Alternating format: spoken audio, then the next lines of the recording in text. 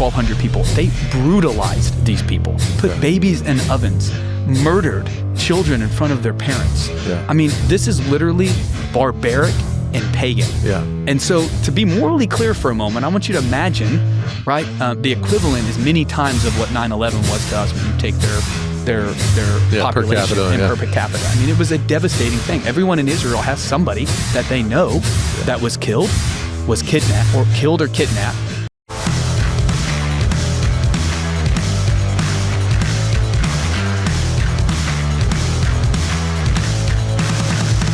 Well, welcome into a special Friday Culture Review episode of the Under God Podcast. My name is Nate, and I'm joined here with our podcast host, Pastor Stephen Martin. Great to have you back on your podcast, man. It's good to have you. I am excited to be back. It has been a while since I've sat in this chair, but I am back now, so you'll be seeing more of me. Thanks for having me. Yeah, no, it's going to be great. So I'm excited to talk today because we're really talking about what's going on in the world, and man, the Lord's had you right in the middle of it. You know, coming out of Charlie Kirk's memorial, obviously, Pastor Rob McCoy and some conversations with the Trump administration, some officials. You guys end up on a plane over to Seoul, South Korea, and some other places there. And I want you to get into that. And then straight from there to Israel in just absolute historic times. I think you left just before the peace agreements were announced, but I'm sure a lot of that was in the works and whispers and hearing what was coming. And so we're just glad to have, first of all, have you back safe and just excited to hear about it. So, man, take us back to last time we talked and you were on the podcast. We were actually, talking about the memorial and Charlie's memorial and,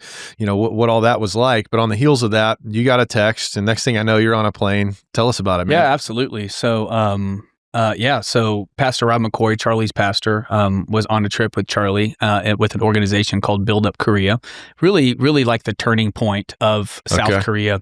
And Mina Kim kind of hosts and does that organization, and they put together this big event. And Charlie was there, Pastor Rob was there, members of Charlie's team. As a matter of fact, he was there 4 days before he would be martyred. And he made a promise to that pastor. There was a pastor he met there from Seoul Church in Busan, a bold Bible-believing, Bible-teaching pastor who really, in the last 4 or 5 years, probably his entire ministry, but certainly in the last 4 or 5 years, really was standing up against really the leftist takeover of the South Korean government. Some of the things that came down during COVID, he stood up against. They had all kinds of, LGBTQIA stuff, really being pushed on the South Korean people. And this Pastor Sun, he stood boldly and he was there. He met Charlie and kind of told him his story. And Charlie made a promise to him. He was under threat of being arrested at that point. And Charlie said, if you get arrested, I'll make sure that it gets to the highest levels of government and you have somebody fighting for you. It was really a promise that Charlie made. Well, 2 days after Charlie was there with him, he was actually arrested. And then 2 days after that, Charlie was martyred. And so there was a promise that was left there, and Pastor Rob McCoy was there with him. As a matter of fact, was a good friend of Seoul Church, and Pastor Sun was kind of the introduction. Yeah. And so we were just finished our podcast, and he texted me. He says, "Hey, I feel called by God to go and to stand and to encourage the church and to be there." And he was really just telling me, what was going on, having me pray. And I just had this thought. I was like, you know what? I want to go with you. And he said, "Really?" And I said, yeah. He said, well, book your flights and send them to me. And so I find myself, we flew into Seoul and then took another flight to Busan. And, the church is absolutely incredible there. When I look at what God's doing at Vintage Church and our family of churches and the churches that have stood bold here, really it's an equivalent in South Korea. Wow. An incredible country, 36 plus thousand U.S. citizens, soldiers died so that the communists wouldn't take over South Korea in the Korean War. I mean, we have many military bases there. I pastor outside of Fort Hood. And so many people in our church are from South Korea or from some type of lineage of South Korea simply because our base is there. Yeah. And so they intermarry and all of that. And so we have a lot of that out of Fort Hood. And we get there and we were picked up by Pastor Sun's 2 sons. And absolutely incredible young men, really just holding, really the entire family, the 2 boys and the daughter really are holding the church together. And I got a chance to hang out there and to be there with Pastor Rob. There were lots of meetings set up, and Pastor Rob is like, I don't know he's like Taylor Swift in South Korea. I mean, it's like it's pretty funny. I mean, just how much they love him, and if you know Pastor Rob, you can't help but love him. He's bold, he's godly. It makes total sense that he was Charlie's pastor. Really has that spirit. He spoke and just really encouraged the church, the pastors in the community to be bold. What's happened in South Korea is Pastor Sun was put into prison under just completely, bogus, double standard political, warfare, which we've seen that here for the last many years. Just endorsing a candidate for an educational office or something along those lines, right? It really wasn't even him necessarily overtly endorsing him. It was really him saying, hey, this is what the Bible says. These are what these candidates believe. And you have to go with the one that believes the Bible. It actually was even less than that. Okay. And yet he's been paid attention to by the left there, which the left is also, the left is really just synonymous with communism. And the communists really have, I was shocked being in the country, the communists really have taken over the judiciary. I mean, they had 12 Supreme Court justices. Now they packed it to 30. Wow. When we were there, we flew from Seoul after a few days there in the church, in Sagaro Church. Just so much, just so many great things happening for the kingdom there. They have a school, they have ministries, they have colleges. I mean, they just have so many things happening in the church. And we were really, blessed to be there, but we hopped on a plane to go and have some meetings in Seoul. And on the plane, it was the first day when we were getting on this plane that really essentially unfettered, no visa required immigration from China into Korea was pushed through their leftist government. Wow. And so I believe this is correct, but in Korea, they can be there, they can be a resident, they can be there for 4 years, for 4 months and vote in elections. I mean, it's a massive issue. And the culture is so much different. The Korean people are incredibly kind. They're mostly Christian. I mean, there's a big Christian contingent there. Obviously, that's dwindled as it is in our nation over the years, those bold Christians, but it's still really in their foundation. And we're getting up to get off the plane and to get our bags. And I literally, I'm on the aisle seat. And I start to get up, and man, I just start getting bum rushed by all of these Chinese on this flight, just literally shoving me out of the way. Well, you can imagine being from Texas. I'm like, well, we're not ever going to get off this plane. I'm not going to let them push me around. So I essentially had this. I stood up in the aisle and just literally shoulder checked someone into an empty chair across from me, and was like, hey, you know what? We're going to get our bags and get off the plane now. And so, I mean, it's a massive issue culturally, and the church there is, they're mostly silent. Wow. I mean, Pastor Sun is really a lone voice, and we got an opportunity to go visit him in prison. You have to sign up because the prisons are populated, mostly because the leftists are throwing people in all over the place, and obviously the normal crime and the normal issues, and you're not guaranteed to get a spot, but you can have 10 minutes a day, but you can't really get one every day. It really amounts to about 10 minutes every week that you get. And we went to the prison. We actually met. We were with Pastor Sun's wife and his son Chance. And he comes in, and it was clear that he lost some weight. But I'll tell you, he was full of faith. And he came in, and he mentioned Charlie, and I mean, he starts weeping. Saying it was so sad what happened, and just pouring out for him. He's in jail, by the way, and he's literally like ministering to us, like want to encourage you. As a matter of fact, his son Chance was like, man, I've never seen my dad cry like that. Wow. And then we start talking, and just a kingdom man, just wanting to know how the church is doing, wanting to know how the pastors are doing, how America's doing. By the way, the whole world's looking at us and looking at what's happening. And it was just incredible. And at some point, we were asking him some questions, and he just looked forward and he leaned in and he said, don't worry about me. I'm on a mission trip. I'm on a mission trip, and I'll be here as long as it takes. And we asked some questions about the conditions, and they started off for a week. He's in a cell that's like 2 foot by 6 foot. I mean, it's torture, essentially. And they've given him since a 4-foot cell, I think, a little bit bigger. Gosh. But we see this happening in a nation that really is one of our closest allies in that part of the world. And so, Pastor Rob, it was really cool to see Pastor Rob in his element. Just a good godly man, just wanting to do the right thing, and so we, everywhere we could, we attended a protest outside of the judiciary, and it was really interesting. Pastor Rob was just encouraging this crowd of people that had come to essentially raise their voice against this tyrannical government and what was happening to their pastor, And Pastor Rob at some point stops, and to the right, there's you could have taken it out of a picture from, the Soviet Union or communist China. There were just rows of soldiers just sitting there, and we're just sitting there like, why are these soldiers here? Obviously to intimidate. Yeah. And at one point, Pastor Rob turns and looks at the soldiers and just starts describing what freedom is and what their responsibility to their community and their nation is. And, it was interesting. Of all the soldiers, some of them just put their head down, in shame.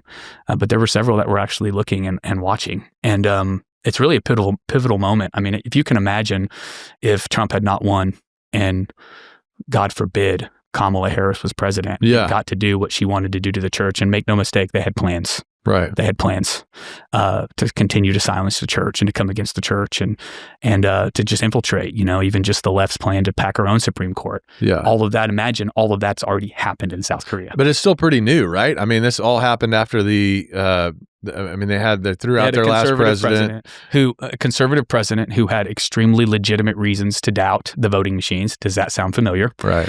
He makes a move to try to protect the records that they were trying to destroy so that they couldn't be discovered. And essentially they impeached him, arrested him. It's really a pattern that we see that it gets repeated over and over again. Yeah. And so, we met with believers that have great influence in that region and just encouraged them. We met with pastors and encouraged them as well. The same things we would encourage in our own church. If you've ever heard me or Pastor Rob speak, this idea that there's a separation between, the political world, which is really just the public square, right, and how a believer lives out their faith and makes decisions is just absurd. Yeah. It's nowhere in the Bible. Right. And so you're just encouraging them in many of the same ways we encouraged our own church, and just trying to draw as much attention and maybe some pressure to the situation so that maybe that they can see where they're at and right their way. Wow.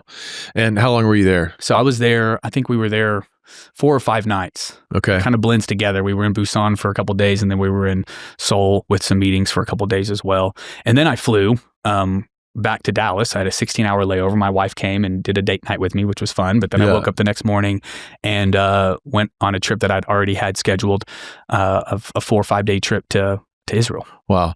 So going back to South Korea for just a minute. So tell us, with the pastor's in prison. So what's going on in the church? I assume he's got some great leaders around. He does. They're picking up the slack, kind of still moving forward. But what did you get a chance to? You went to the church. Did you get to attend a service, or was it just sort of meetings? Yeah, or? Pastor Rob preached, and then we met with a lot of different leaders. The church.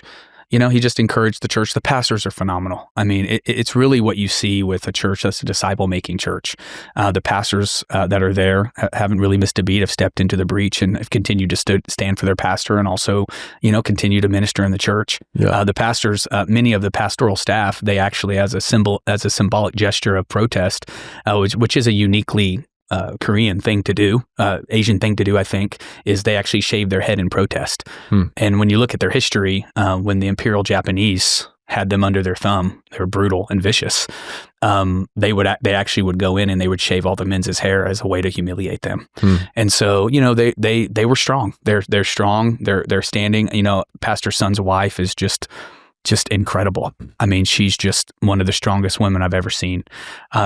Hasn't slept in the house, sleeping in the church because she's believing God, wow, that her husband's going to be released, but is strong, full of faith.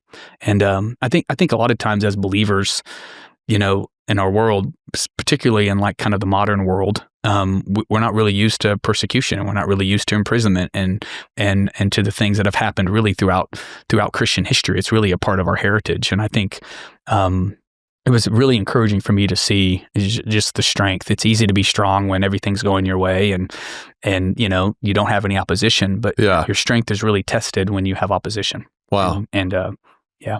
And what was the tone? What was the tenor like? I mean, when we come to church, depending on the Sunday or the Wednesday or whatever the service is, you walk in and you can sort of feel like what's going on with people in the room. Tell us a little more about what that experience was like. What did it feel like to be in this church while their pastor is sitting in prison? Yeah, well, it was relatively still new, and so as you can imagine, it was packed. It's a very large church. The auditorium seats 5,000. They have multiple services. Wow. And so there wasn't any issues there. It was still packed, and of course, Pastor Rob Cumming, Charlie's pastor, we did a quick, there was some some kind of memorial for Charlie. I mean, South Korea loves Charlie. Mina Kim and Build Up Korea and what God's doing in the youth movement there has been very, very impactful. And so there was a lot of buzz and excitement, that we were there. I think my big takeaway was this. It was you have a nation that literally, again, 36,000 soldiers died in a foreign battlefield to make sure that this nation was free. Now being essentially taken over by communists, a lot of the sentiment was, we need help. Talking to the State Department, we have bases there, we have leverage. There was a lot of that, and certainly we're trying to get the word out. I believe you're going to hear very shortly in the news a pivot and a turn to what's happening in South Korea. But one of the things, and I love this about Pastor Rob, man, he just loves the Bible, and we looked at him and said, yeah. Maybe help's coming, maybe it's not. But at the end of the day, what has God called you to do? Yeah. God's called you to stand. And he really charged the pastors. Pastor Son is a part of a denominational movement there that has pastors. He's a little bit of the black sheep in that one. He's the pusher. He's kind of the bold truth teller. And so there's a lot of fearful people. But honestly, his courage has really inspired a lot of people. And that's what I felt walking away from there. Here's what stood out to me the most about Pastor Son. It's incredible. Youth were a part of everything. They have schools, they have an English school and a Korean school, both. They have a college, and a school of ministry. All the ministries you would think, a church would have, and youth are at the center. I mean, from worship to who's serving in the church, you can see, the rising up of his kids. He really had a focus on the next generation, and the next generation was incredibly present there. And I think Charlie, obviously resonated a ton with the youth. Yeah. And so the tone was overall very, very good. It's going to be a long road ahead for them if there's not some pretty significant changes in course.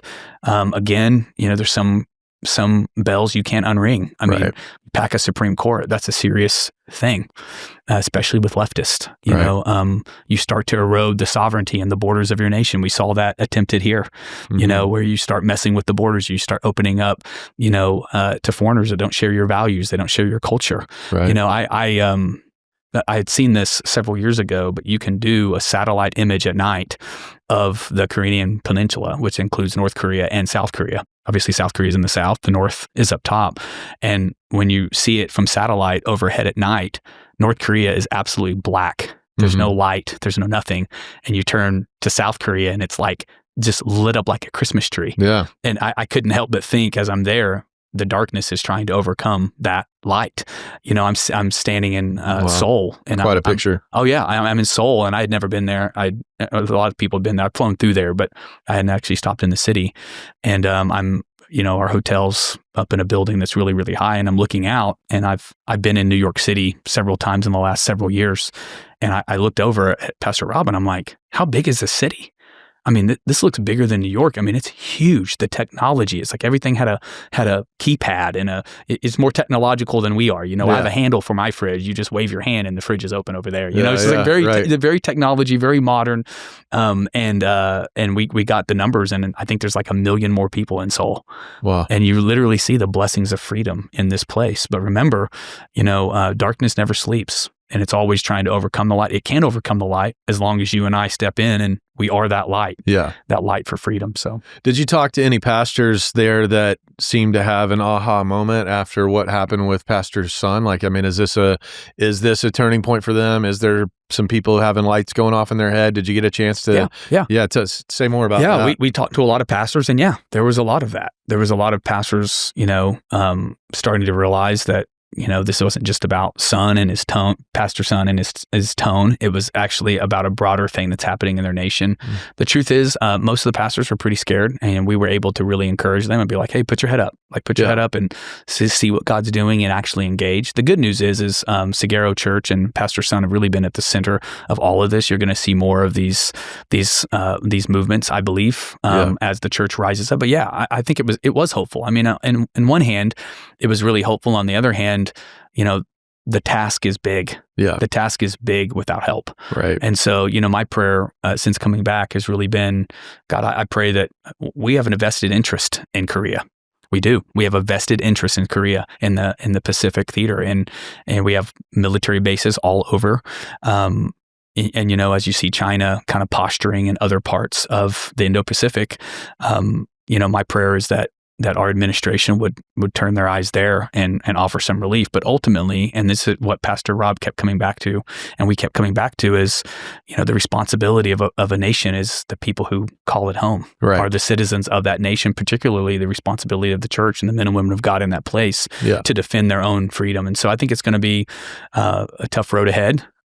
Certainly would be helped with a bit of intervention, but ultimately the pastors and the Korean people are going to have to draw a line in the sand and say, no, we don't want this. Yeah. Right now, I was reading there's roughly 33% of the population in South Korea are considered Christians, so they would say they're Christians. I know you can't really qualify this entirely, but just your feel in talking with people, if 35% claim to be Christians, what percentage of those people do you think are actually understanding what's happening in the moment, internalizing what needs to be done? Like, I mean, how many are already there, and how many more need to get on board? Yeah, what you could feel. Yeah, well, this is what happens in prosperity with the church, is that when it's really, really easy to say you're a Christian, to put a bumper sticker on your car, to like be a part of a group that isn't experiencing any pressure or persecution, you have a lot more people that claim to be Christian than that actually are biblically Christian. And we had that conversation with them as well, because we kind of wanted to know what we were working with. It seemed to be the sentiment of the leaders of Sagero Church that it's probably about 15% are actually biblical Christians, and then you have of that you always have kind of a third that aren't ever going to stand. You have kind of a third that are absolute, maybe cowards. They just need to see courage. And then you have a third of people who are actually engaged. That's usually what you see. And you see the same thing happening there that you've seen happen in the Church of the United States. You know, if the 80 million evangelicals that claim to be evangelicals in the United States would simply vote according to biblical values and principles, well, we would never have went through what we've went through the last 4 years. Right. It never would have happened. Yeah. And so really just trying to get them to engage and not separate their faith from their public life and their politics, it is going to be 3/4 of the battle. Gotcha. So one of the things that we face here is a lot of Christians, let me use some air quotes, Christians and Christian churches and denominations have like fully apostatized on some crucial, important things. And so we've got, you've got Methodist churches flying rainbow flags and having drag shows in the middle of their church. United Church of Christ, I mean, we had this while you were gone, the city of New Braunfels they were going to have this big, outdoor drag show in a city park. And thankfully the city decided this is a bad idea. I don't know who let it get through, but they canceled it. And then a church says, no, you can come and have your drag show in our parking lot. They actually kicked people out that were wearing shirts that said Jesus loves you in a church parking lot. So you're familiar with all this. I'm not telling you anything you don't know. To what degree has the church in South Korea experienced that kind of apostasy? Are you seeing those sort of cultural, moral, spiritual compromises happening within the church, or where are they at on that sort of trajectory? Yeah, I think that it certainly is happening. As we were driving through Seoul, I mean, there's these giant churches and these giant buildings everywhere. And as we're driving through, I'm with Chance, and which is Pastor Sun's son, and I'm asking, what about this church? Is that church helping you? And it's like, no. Yeah. No, that church is essentially is kind of a state church. They kind of cowtail. They had this pastor that doesn't want to lose this thing or whatever.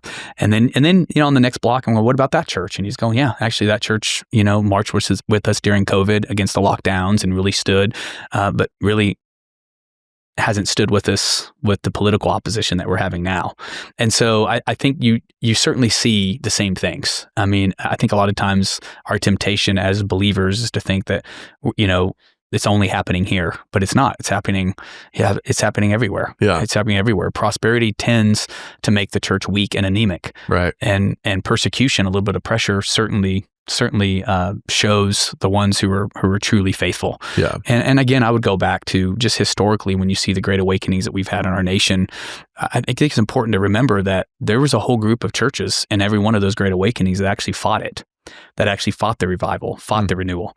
There was another third that they didn't want to get involved. They didn't want to get political. They didn't want to. Right. They didn't want to rock the boat. And then, really, most great awakenings are started by the 1/3 of the people who are faithful stepping up and saying, you know what? No, I'm going to drive. The pastors who are really, really bold at great expense to themselves actually end up starting this revival fire. And so, I think you see that same pattern happening in South Korea. It's unclear to me, how those pastors and churches are going to rise up and organized.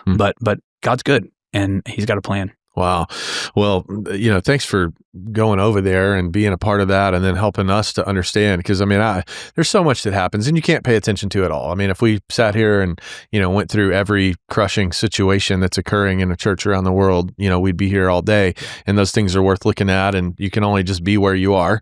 But it's important that some people are there. So thanks for going and being a part of that, and letting us sort of live a little vicariously, through. But also for you to be able to come and give us understanding. I'm a person who, I know a lot of people say they pray for people. Like, I really believe in prayer, and I know you do too, and many others do. And so just even to understand the landscape more helps us know how to pray better. But before we get to Israel, I have to lean into this, even though it's something we talk about a lot on this podcast. But in light of what you just saw and what's happening there, I was in a conversation with another pastor in our town, and I like him. He's a nice guy. Enjoy my time with him. But we were talking about just political things that's happening, and and it was sort of weird. He was like encouraging me. He's like, "I'm so glad that you're in our city and you're doing what you're doing." And I'm like, "Why aren't you?" And he's like, "Well, we all have different callings, and I'm glad you have the calling to do what you do, but my calling's a little different as to this." And I just was telling him, like, man, respectfully, because I do respect you, but what I really believe we're seeing is the outworking of the powers of darkness over our community, and those powers of darkness are functioning in political spaces. Now, if we are called to actually wrestle against principalities and rulers and powers in high places that are influencing politics and decisions, how could we possibly advocate that space and say that's off limits for the church, that's off limit to the pastors?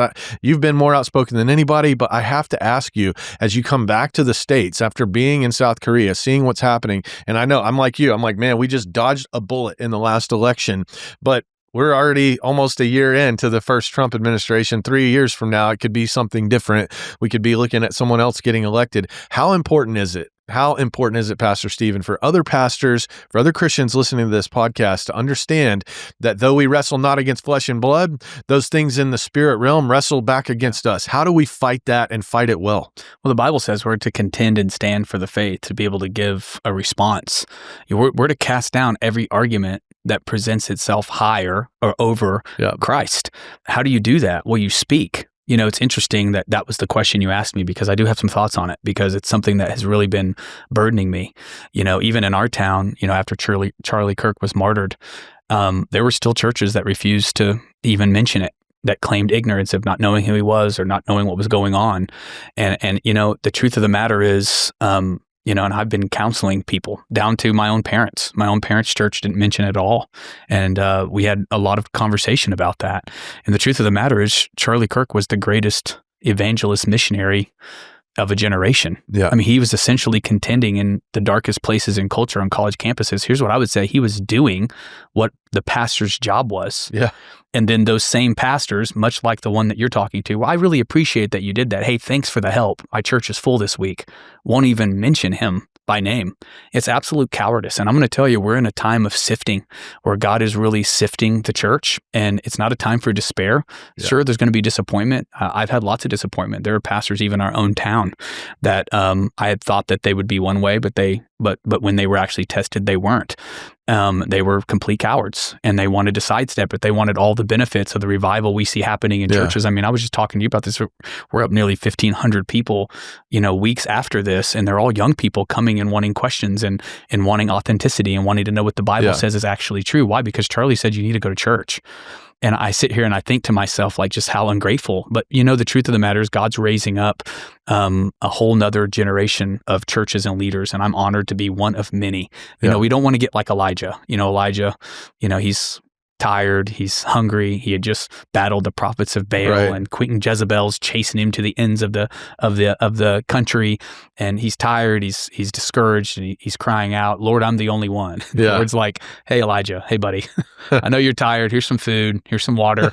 Okay, get some rest. You're not the only one. Yeah. There are lots that haven't bowed." And that's Yeah. what really has encouraged me. And as much as I've been disappointed in seeing just the cowardiceness of the pastors really just advocating their role, expecting other bold pastors to do it as well, I'm also incredibly encouraged because I've met a lot of new friends. Yeah. There were lots of friends. I told our church, I said, "Hey, if you want to be my friend, I have so much room on my friend list now on Facebook."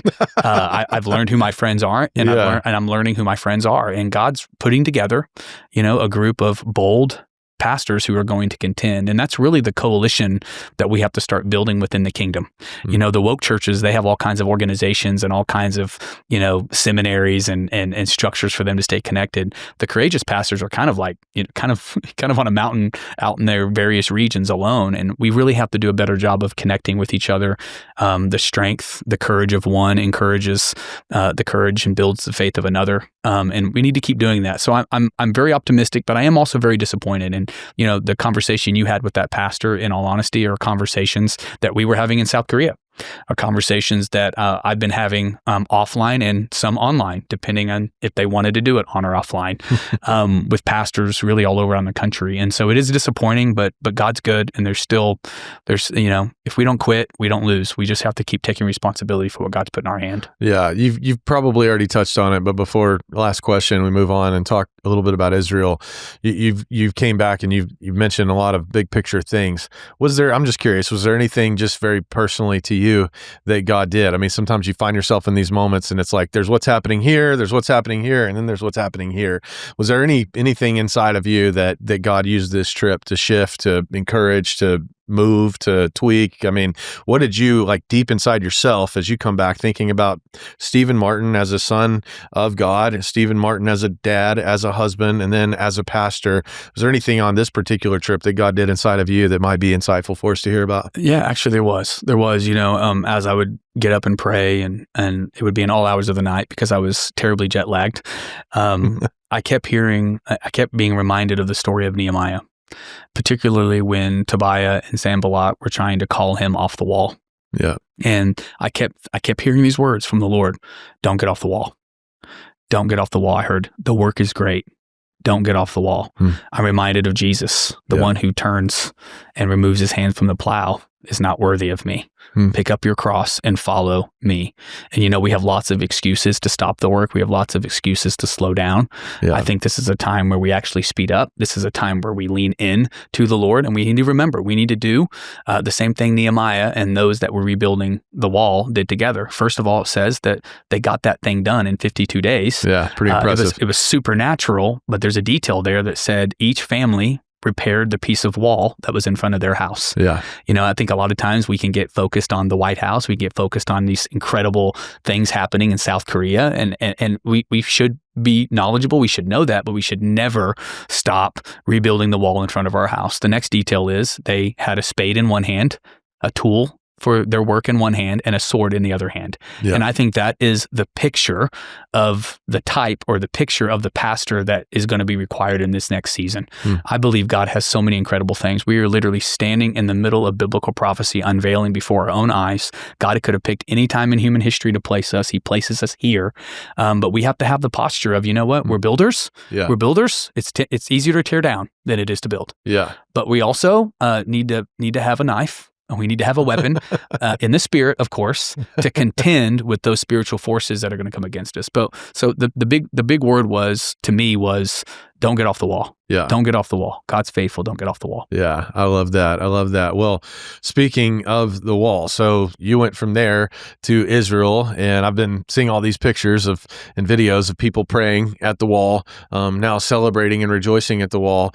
Since you got home, President Trump has seems to have struck a peace deal. Like I didn't get to watch a lot of the news, but I'm sitting here watching all the hostages are home. All the hostages are home, and then I'm watching all these world leaders line up and take a picture with him, like it's a Taylor Swift at a concert or something. You know, they wouldn't call him Taylor Swift; they'd call him King Cyrus. There you go. But seeing all of these different world leaders come and just get giddy to take a picture with him. So you got home, and then all of that unfolded. So tell us a little bit first about what you went to Israel to do. Obviously, you've been heavily involved in Israel advocacy. You've pulled me into some of that, which has been honestly such a blessing to be able to be a part of that. Obviously not at the same level you are. So you're over there just a week before this whole peace deal goes down. Tell us what you were doing there, first of all, and what kind of work y'all were doing. And then I'm curious, like, what was the word on the street while you were there about what was coming? Yeah, well, it was an incredible trip, in all honesty. And God has a way of doing this. You know, I added, Korea just happened to just fit, and it was miraculous how it fit.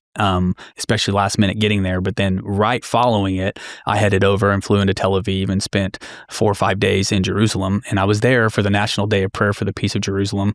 It's an incredible event. I've been to the last couple years, and it's right around the anniversary of October 7th. I was there last year on the 1-year anniversary, and that was when Iran started sending rockets in. We had just gotten into town, so there's rockets, coming at Tel Aviv, and one trip to the other. God's doing an incredible work in that place. I'm a part of an incredible organization called Eagle's Wings. It's headed up by a man named Bishop Robert Stearns. He's become a great friend, has an incredible way of connecting the Jewish community with the Christian community, particularly rabbis and pastors. And so the last several years through that ministry, I've literally some of my very closest friends, Jewish brothers and sisters. I mean, before I supported the Jewish people, but they were kind of an abstraction. I read about it in my Bible. God says, Christian Zionism is very, very clear in Scripture. He who blesses Israel will be blessed. He who doesn't, won't be, and will be cursed. Yeah. And you can certainly see that throughout history. It's something we're commanded to do, but I'd never really had relationships there. And so I was going back just to spend time with a lot of those relationships. I got a chance to connect with the man I met in 2016 on my first trip. His name's Aviad. He's in the IDF, but he's also just like, I think he's the greatest tour guide in all of Israel. Now, there are lots of people who will disagree with me on that. They're just wrong. Okay, he's amazing. He's a close friend. I've gotten to spend time with him and his family. Just an incredible guy. So I got to connect with them. I got to connect with the Eagle's Wings team and a group of influencers all over the place, from all over the country. It was pretty funny because I was taking pictures with like my new friends, I met my new friends, and I would have all these comments like, you got to meet this person and you got to meet that person. And I'm like, I had no idea who that person was. But that's pretty cool. And so I got to be a part of an event, the National Day of Prayer, which was an incredible event. And then later that night, there was a big concert in the Tower of David, which is where Herod's palace would have been, right off of the Jaffa Gate. Wow. If you've ever been to Israel, you know exactly where I'm talking. And it was just this beautiful thing with all this modern technology. And there were probably over 1,500 Christians and Jews worshiping God together. And it was a pretty incredible time. Got to meet a lot of influencers, meet a lot of friends, also got to reconnect with a lot of my friends there in Israel. And really the whole focus of that trip was praying for the hostages to be released, bring them home now. Yeah. And we believed God. There were several prophetic words even on that trip that when I get home and I start to see many of the things we were praying about were right in the works as we were praying and believing God that they would happen, and it happened. And it's really a beautiful thing. What was interesting too, and I want to say this because it kind of ties to Korea. I'm kind of thinking, God, why would you put South Korea next to Israel? It's like, I don't ever like to leave Texas. What is this about? And so, but it was really interesting. I have my freedom shirt, which was a shirt Charlie was wearing when he was martyred. And it's a bright white shirt that says freedom across the front of it. And I decided I was just going to wear it everywhere I went. And so I had it on, and I'm walking down the streets of this popular, it's right off the Jaffa Gate. It's kind of where we were staying. It's like this popular touristy place called Mamilla. And I'm walking through, and I probably had 7 or 8 conversations with young people, young Israeli people that were just walking up, and man, they were just talking to me about Charlie Kirk, and they were talking about what's going on, and they were so hungry, right? And it was a really neat thing. It was cool because as a Christian, I got to encourage their faith. A lot of them were like, just kind of like, I don't know what's going to happen. I'm scared. I got to just build their faith and just encourage them. Hey, you know what? Like, there's a whole church in America that stands with you. And a question I like to ask is, you've read the New Testament, right? And they're like, what? No, I haven't. I said, you should read the New Testament and get back with me, And but it was incredible, the amount of influence and the opportunity that we have to continue to forge that relationship. In our world, here's the big kind of walk away from me, and we're going to be pivoting a lot in our own church towards this direction, and that is we really have to know who our friends are. We have a world where the left is really merged with Islam. It's often called the Red-Green Alliance, and it's satanic. It's evil, and really the Christians and Jews. Well, quite frankly, we share the values of the Torah. Right. We disagree on who the Messiah is, vehemently. Yeah. Okay, but when our lives and are it is important. It is pretty important. Yeah, it's important. But at the same time, though, it's like our values are Torah values, and the Bible says God has a plan for Israel, program for Israel, and Jesus himself says salvation's of the Jews. He's not going to lose one of them. He has a plan and a purpose, and he has a plan and purpose for me and for what God's doing, in our church. And I think we're realizing. I think there are Christian men and women and pastors that are realizing they have great friends in their Jewish neighbors. And I think our Jewish neighbors are realizing, hey, those evangelicals, they're our friends. Because as we're being battered by this alliance, and it's not going to get better, it's going to get worse before it gets better. It just is, and we're going to have to contend. I think building those relationships and those bridges are incredibly important. And it's interesting too, because I'll have Orthodox rabbis and my Jewish friends come in and teach the Torah, which are the 5 books of the Bible. We know those first 5 books of the Bible. I think we call it the Pentateuch in Greek. But and it's amazing how much Bible knowledge they have, and what a blessing they've been to members of our church. And it's amazing, because I always tell when I have a Jewish friend come in, I go, I'm an evangelical Christian. Focus on evangelical. I'm going to share the gospel of Jesus. If that bothers you, well, you're not going to be able to talk to our people. And they're so funny. They're just like, everyone without exception is like, oh, no, America needs to be more Christian. Yeah. When America's more Christian, everything's better, which is pretty incredible. That it's true. We know that's true. And so it's funny. They'll come up and they'll just teach deep into the Bible, and they'll end with saying something that just tees me up for teaching about the Messiah, for teaching about Jesus. And they'll just go back to the green room, and I'll go up, and record numbers of people will get saved. And God's really doing something in that community, in the relationships within that community. And I think it's more important than ever. What's the answer to anti-Semitism? I'll give it to you. It's philo-Semitism. The answer to anti-Semitism is philo-Semitism. That word is friend. Yeah. We're friends of the Jews. Yeah. And I think that they've been some of the best friends that you can have. Wow. And they would probably say the same thing about us. Wow. Well, as you have advocated for the Jewish people, obviously there is pushback to the advocacy, and of course I hear this too, as I, try to use whatever platform I have to advocate for the Jewish people. You'll get the constant critiques like, well, how dare you just support everything that Israel does? And of course, the low-hanging fruit answer is, like, you can support a people, and you can support their right to exist, and you can support their government's ability to preserve their right to exist. All of that can be true without necessarily having tacit agreement with every single political decision that gets made, or every single decision in war that gets made. I mean, in our country that we love and we believe is a divinely inspired idea, America as a country, we still critique a lot of things that we do, and so we can look and go, well, yeah, maybe that one rocket shouldn't have hit that building. That has nothing to do with whether or not we support the Jewish people. But you've been in this space longer than I have. You've had to have some conversations that at length that I've had a few of. I'd love for you just to talk to us a little bit, because I think the everyday Christian and people listening to this podcast, they're going, okay, theologically, I understand I should support Jewish people. Theologically, I understand the church is supposed to be a light to the Jewish people. Paul says that we will make them jealous, and that jealousy and what they see in us through the Messiah will actually lead them to their Messiah. Like, people theologically understand that. But then when they look at geopolitics, and of course, there's the combination of fake news, false reports, all kinds of stuff. Of course, Hamas's playbook 101 is to put their headquarters inside of a school and leave Israel with an impossible choice. There's all that kind of stuff going on. But I think people are still struggling. How do I take my theological disposition towards the Jewish people, intersect that with geopolitics, and what does it look like for the everyday Christian in America to support Jewish people when so many voices are telling us you're supporting genocide, you're supporting warlords, all this stuff? How do you answer those questions and help us think a little bit better about that topic? Yeah, well, to be clear, I'm a Christian first. Yeah. Okay, so your theological understanding of the Jewish people and their place in the story of Scripture is absolutely the foundation for everything. So I think a lot of people get confused because they don't actually have a theological grounding because their pastor never taught them, or because they've never opened up their Bible and actually asked some pretty practical questions. Like, for example, is Jesus a Christian? No, Jesus is a Jew. Yeah.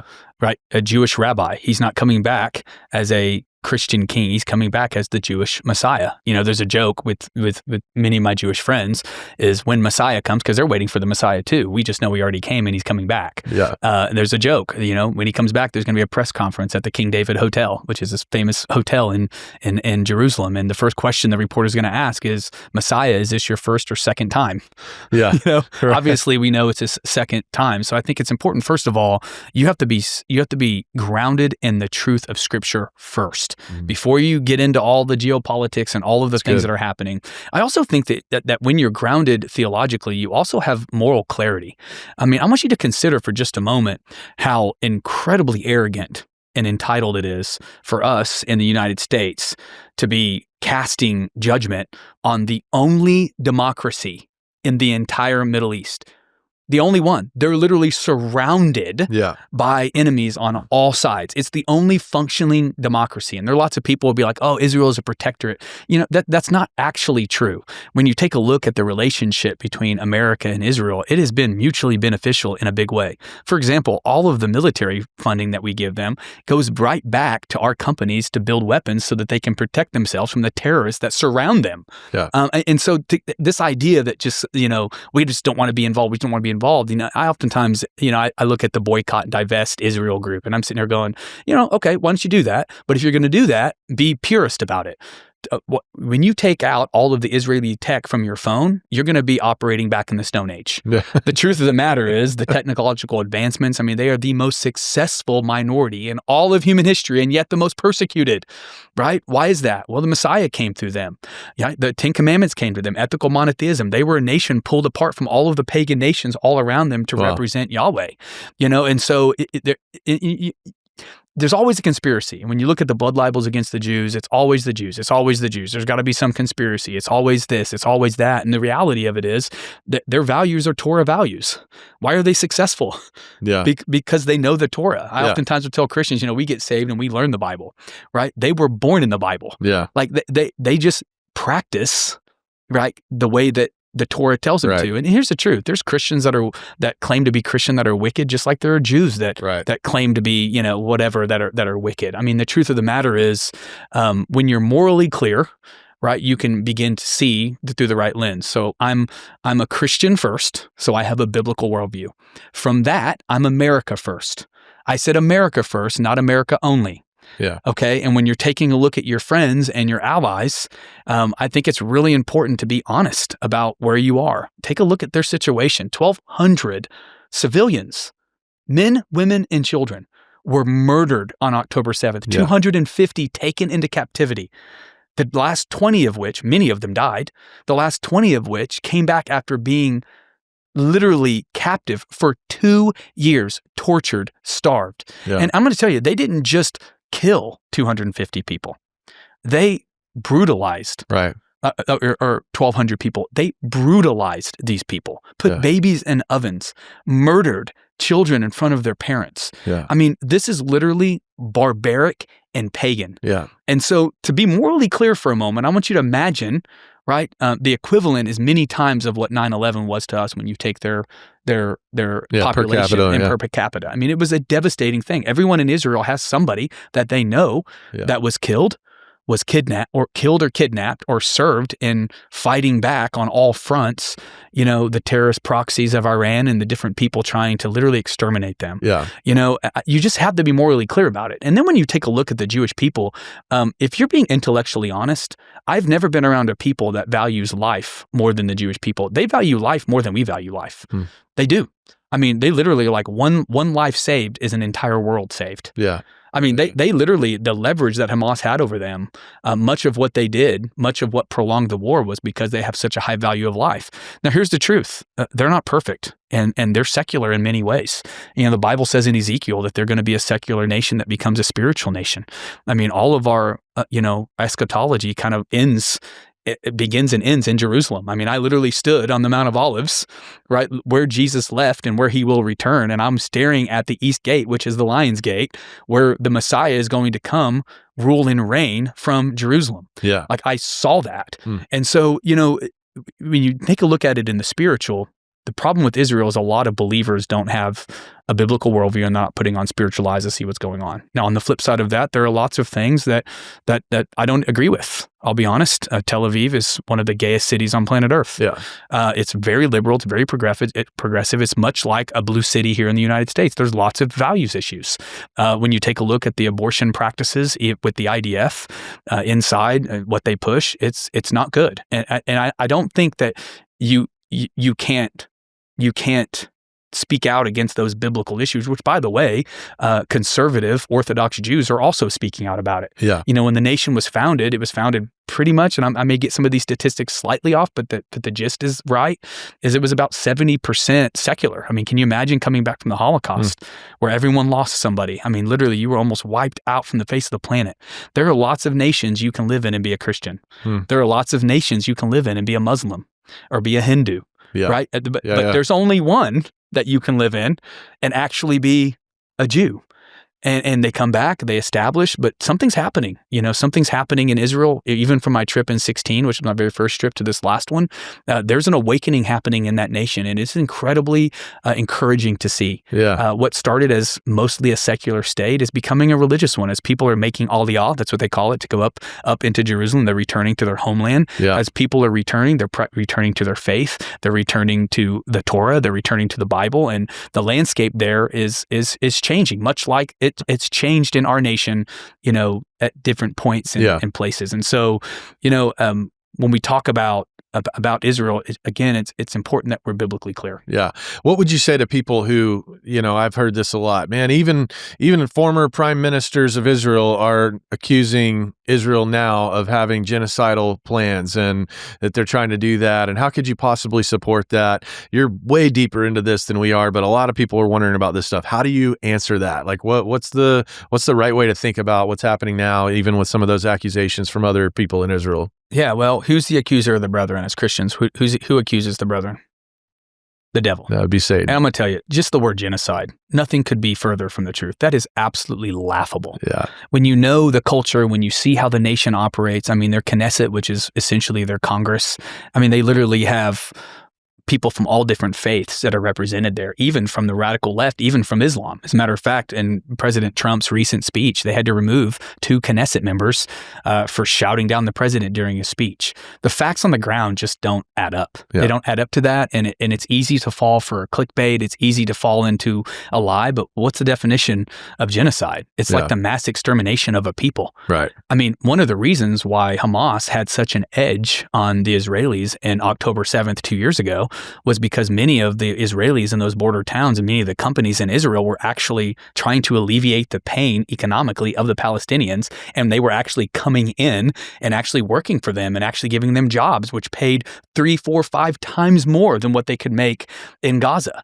And all that time, because their culture is a culture of death, the Palestinians, the Hamas leaders, because they're constantly indoctrinating people, instead of using that to actually change some values and get ahead and actually build bridges, they started making note of the layouts of the kibbutzes that they would go in and completely ransack and murder everyone inside. Wow. I mean, this is something that's really hard for the West. I would break it down to evil is real. Yeah. Okay. The secular says that human beings are naturally good, that it's culture, it's society that puts on us. And if we can just be set free from all the limitations and the chains, put on by culture and even our belief in God and family, that we'll be free. And that's the mindset when you're looking at it through that lens. But if you go from the lens of, no, actually, we're all sinful and wicked. We're not naturally good. And we need a savior. We need to actually work towards being good, that we make choices to be good. I think you can also see in this conflict the right way. It's hard for us in the West who have this very secular mindset of, no, they're just really good people. No. It's literally a culture of death. Yeah. I mean, literally, if Hamas puts down their guns today, there would be peace. If Israel puts down their guns today, it would cease to exist. And that's just an existential threat that we don't understand. And so we look at, Trumpian type leaders like Bibi Netanyahu, which have been around a long time. And I'm sure there's all kinds of mistakes and politics is messy, right? But the truth is, if we look at Bibi through our own lens and not through the lens of literally, he's governing this tiny country the size of New Jersey, surrounded by people who want to exterminate his entire nation. I think that's going to cause you to come to conclusions and wild assertions that genocide's happening, or that somehow the Israelis literally sent in food to the people who were responsible for massacring 1,200 Israelis on October 7th. What war in human history has this would be like the Allies, giving food to the Axis during World War II. It's never happened in war history. And that's because of the love of the Jewish people before they would attack, because Hamas uses hospitals and because they hide behind children and they burrow tunnels under neighborhoods. They would literally drop leaflets in advance warning them to evacuate because they were about to blow this up. What nation does that? And by the way, the problem with food aid in Gaza is a distribution problem. It's not, they had plenty stacked up, but what would happen is Hamas would come in and steal it, and then they would sit there and they would actually overcharge for it to continue to make more money to extort the people so that they could continue building tunnels and sending rockets to kill Israel. It is a culture of death, and until that changes, the footing of Israel, well, quite frankly, needs to be a divinic footing. It needs to be a warrior footing, and that's one of the things I think. The fallout of all of this is that Israel is stronger than it's ever been. And I think that they too now have, a clearer picture of the threats that are all around them. Yeah. Wow. Well, this has been super insightful. One last thing we got to talk about on our Friday Culture Review before we wrap. Somebody asked President Trump on the plane on the way home, hey, do you think getting this peace deal done will get you into heaven? Now, as pastors, we know it's nothing that you do that gets you into heaven, but Trump, gave a little quip, and I had so many instant thoughts and reactions. I've been waiting. I wanted to talk to you about this because there's a lot of ways to look at it, but if you miss it, he just said, if I'm being a little cute, I don't think there's anything that's going to get me into heaven. I think I'm not maybe heaven bound. He said, I laughed. I had a little sadness, and I'm trying to understand that moment. And I've already had all these people asking me, what do you think about it? And I have some thoughts, but I'd love to hear yours. And we'll talk about that before we wrap up. Yeah, I think it was a moment of humility. And I think a lot of people will come at Trump because, man, he's just Trumpian. Just the word Trumpian is like its own adjective now for just bold, arrogant, brash, probably overconfident. I think what you saw there, and as I've, since Charlie's memorial and being close to people who are kind of close to situations and things happening, they all say the same thing. Trump is an incredibly kind person. When he went over to Israel, he had 4 hours. It was all scheduled. But when he started meeting with hostages, all of a sudden he spent 8 hours.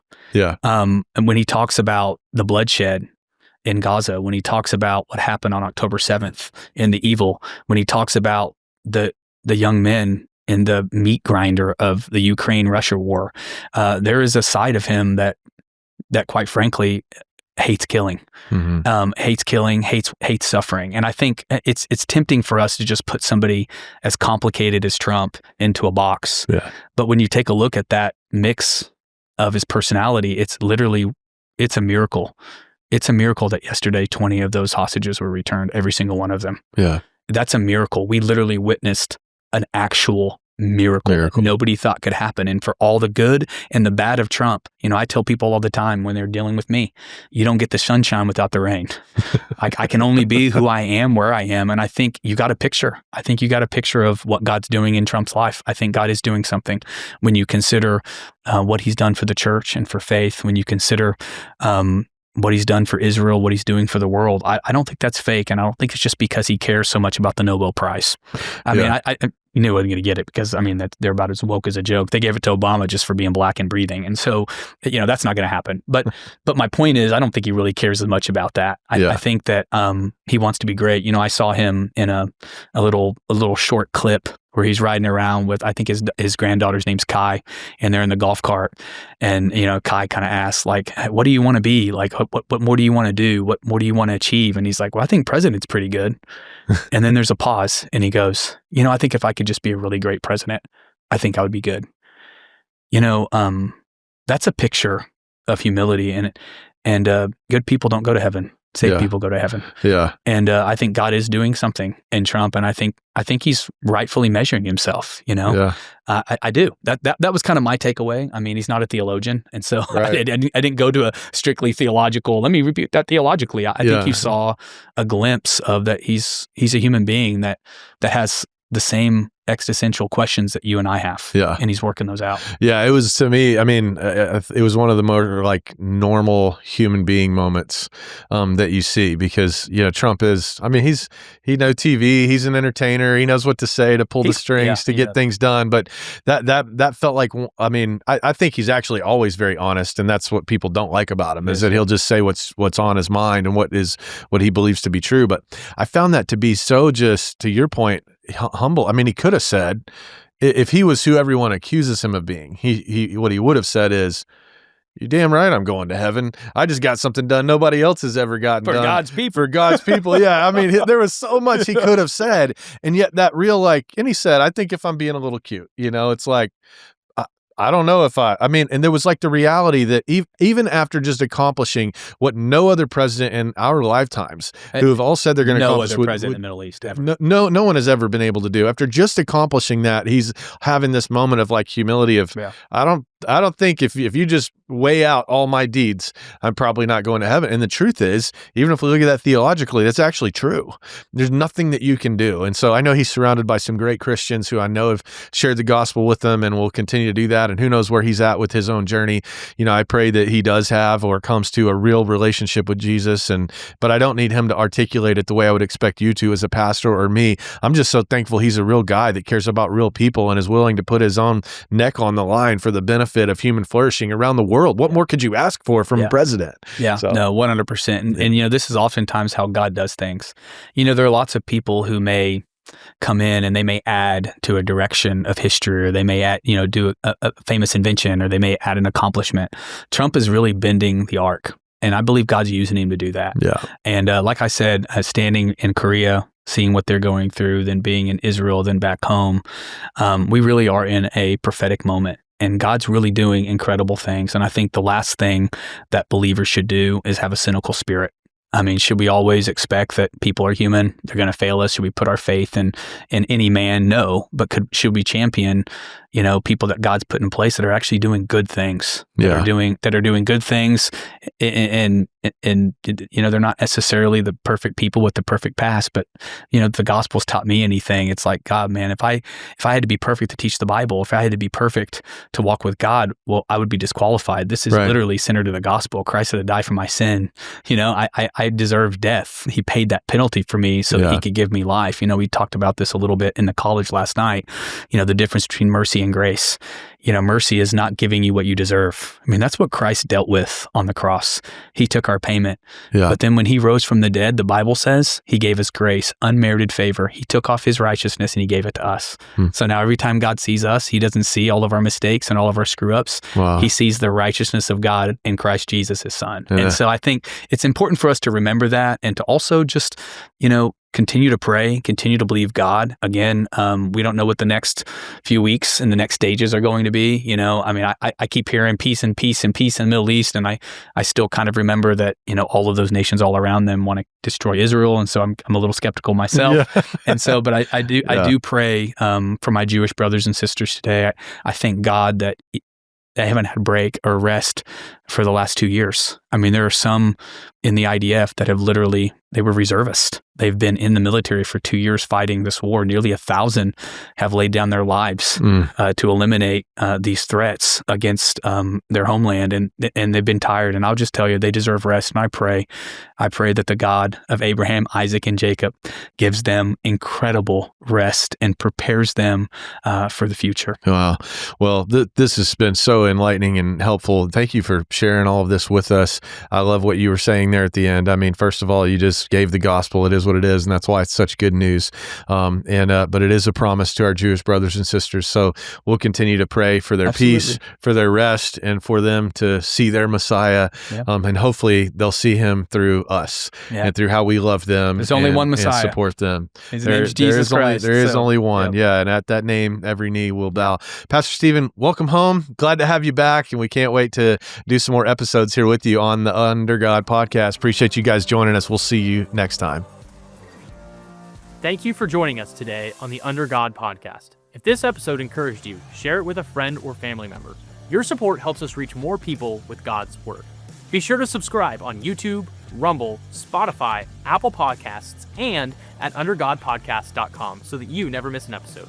Follow us on Instagram, Facebook, X, True Social, and TikTok for more content, behind-the-scenes moments, and faith-filled encouragement throughout the week. We want to hear from you. Leave a comment, join the conversation, and send us your questions.